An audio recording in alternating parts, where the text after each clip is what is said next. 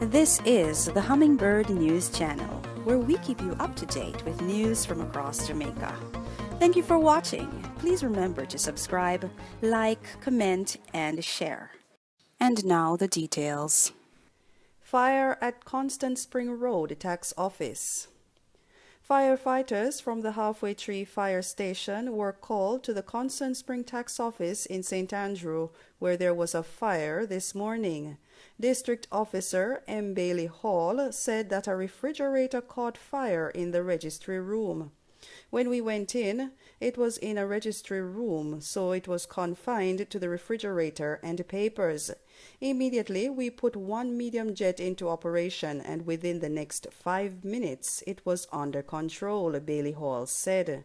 She went on to share that poor ventilation and limited visibility was a major challenge for firefighters, but that they quickly got the situation under control. The district officer was unable to state the extent of the damage at the time. She said further investigations will be carried out. Indicom probing fatal shooting of aspiring artist by off-duty cop. The Independent Commission of Investigations, Indicom, is probing the fatal shooting of a man by an off-duty policeman on Irishtown Road in St. Andrew. The incident happened on Friday. The deceased has been identified as 30-year-old Stephen Brown. According to Indicom, the policeman reported that about 2:45 p.m. he was traveling along the roadway when two men allegedly stepped into the road and demanded money and his vehicle. It is being further alleged that the cop indicated that at least one of the men was armed. Indicom says the policeman fired one shot from his service Glock pistol, drove off, and reported the matter to the Gordontown police. The scene was subsequently processed as well as the hands of the deceased, which were swabbed for gunshot residue. No firearm was reported as retrieved from the scene, Indicom stated. The oversight body says the policeman provided an initial account to its investigator and will be required to furnish a statement and visit its office to be interviewed in relation to the incident. Residents, however, say Brown, an aspiring recording artist, was shot due to a mix-up. They say that he lost his wallet while on board a truck and made attempts to retrieve it from the vehicle. On another attempt, tragedy struck. Shadina Robinson, 23, remembers her brother as protective and one who was working hard to find fame in music. He went by the stage name Twist the GB. Anyone with information regarding the shooting is being asked to come forward. St. James pastor accused of raping 15-year-old on the run. A pastor of an apostolic church in Granville, St. James, who has been accused of raping one of his 15-year-old congregants, is believed to be on the run after not turning up for worship on Sunday morning. The teenager made a report to the Barnett Street Police a week ago, claiming that he raped her when she visited him. The youngster reported the matter to the police on May 28 and was later medically examined. Commanding officer for St. James, Superintendent Vernon Ellis, has confirmed the incident, stating that the police visited the church and other locations a number of times since the report was made, but have been unable to locate the man of the cloth. We need to interview this man in relation to the allegations and would prefer if he were to turn himself in to the Montego Bay Freeport station, said Ellis. In the last 7 years, a number of young Jamaican women have accused pastors throughout the island of sexual abuse, with one of the youngest cases being a 12-year-old, whose abuser, Kenneth Blake, a former pastor of Harvest Temple Apostolic Church, was charged in 2017. Another rape came to national attention when a child in St. Elizabeth was sexually assaulted by Moravian pastor Rupert Clark, also in 2017. And although the apostolic pastor has not yet been charged or found guilty, Former pastor of the Calvary Baptist Church and current director of Integral Mission of the Baptist World Alliance, Everton Jackson, has weighed in on the issue. Jackson blames what he says seems to be too many churches without a strong administrative structure that would hold pastors accountable. He also says many churches do not have a code of ethics. Essentially, they become laws unto themselves, he lamented. Having counseled many women who have been sexually abused, Jackson said that rape changes a child's life forever and causes tremendous emotional damage. Children have a trusting relationship with people in authority. They see their pastor as a father figure. So if this latest allegation is true, the pastor would have been guilty of exploiting the trust that she invested in him, said Jackson. Ex-cop gets 19 years in prison for shooting man.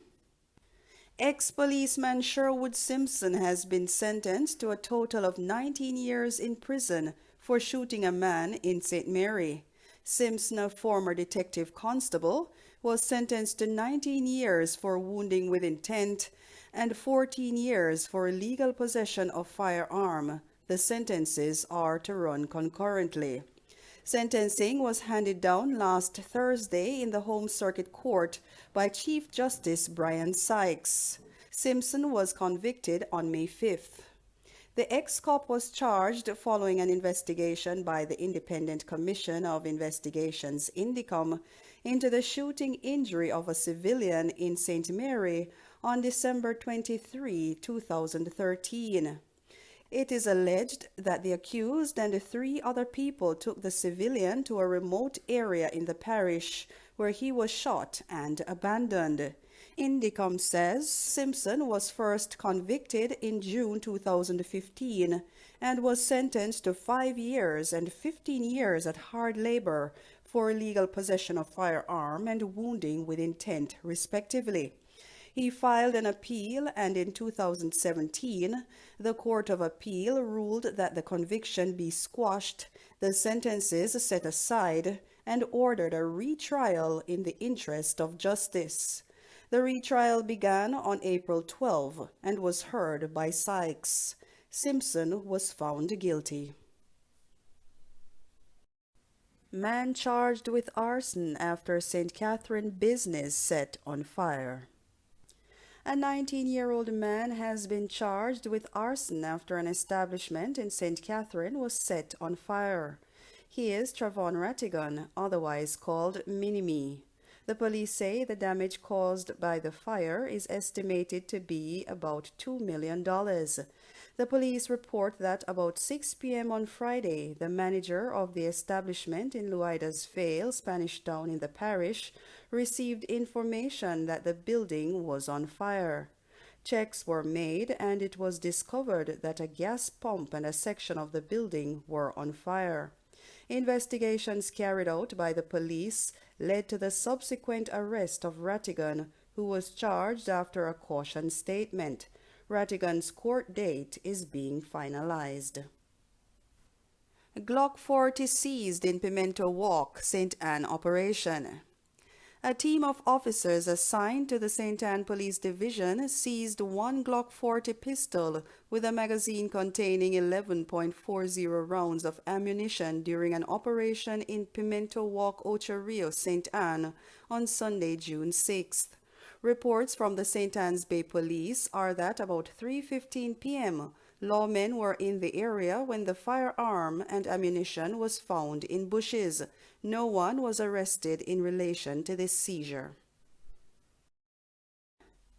St. Andrew man charged over machete attack. A charge of wounding with intent has been laid against a St. Andrew man in connection with a machete attack.